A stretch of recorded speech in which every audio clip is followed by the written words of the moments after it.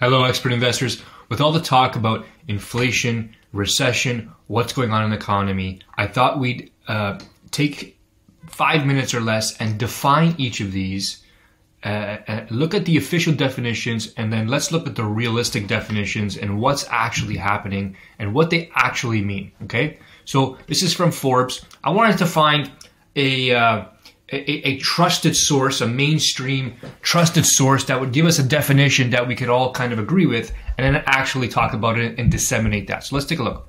What is inflation? Inflation is a measure of gradual broad increase in prices throughout the economy. It's usually expressed as a percentage, which represents the rate at which the cost of goods and services have increased over the last year. That's a lot of words to say prices are going up, right? And that's what generally is accepted as inflation. Okay, excessive inflation can severely impact the economy, from grocery store prices to gas for your car. High inflation means everyday essentials are becoming more expensive. Guess what's happening right now? You all know. Okay, and this is as of October 2022. As prices rise, consumers have less money to spend on goods and services. People adjust their financial habits, which in aggregate can slow down economic growth through the economy, potentially leading to higher unemployment. Businesses may see lower demand and higher costs. So what that means is you're spending more on gas, heating, food, essential items that are necessary for you to live. And then that means you're spending less on consumer items and clothes and other non-essentials, which makes businesses suffer, right? And what causes inflation? Cost push. This happens when prices for key inputs of goods and services rise, such as raw materials and labors. When companies have to pay more for inputs, they pass on the cost to consumers in the form of higher prices. Demand pull. Where there is too much inflation demand chasing too few goods, it can push up inflation. Inflation expectations. Anticipating future price gains can lead people and businesses to expect higher inflation. You can read the rest on your own. Now, what's missing from this? What's really causing inflation? There are two things missing, two tremendous things missing from this definition. A, what is inflation? Yes, it's prices going up, but in reality, and you can challenge me on this anytime you want, put it in the comments, I will debate you till, we have a next blue moon, okay? Inflation and prices going up is only the symptom. What causes inflation? What is inflation? It's printing money. It's excess money.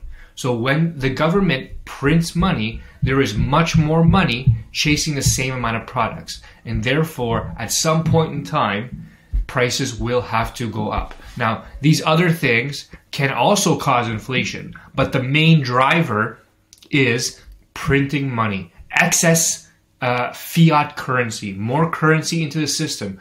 Through COVID, the government printed all kinds of money to do this and do that and to give it away here and give it away there and do whatever they did with it. I'm not going to get into that politics, but it happened, and now we're seeing inflation. So prices going up is a symptom of the government printing money. Okay? So get that. That's only the symptom. The cause is the printing of the money. Okay? That's what's important to remember here. And specifically what causes it, it should say government printing money as number one cause of inflation, and the rest of these are merely just symptoms. Okay, what is a recession? A recession is an economic downturn typically defined as 2 consecutive quarters of declining gross domestic product. Generally, when the economy shrinks for 6 months or more, is considered a recession. That's a great definition. Okay, that means we're already in that recession right now, even though they don't want to admit it. But GDP, gross domestic product, that's like the financial scorecard of a country.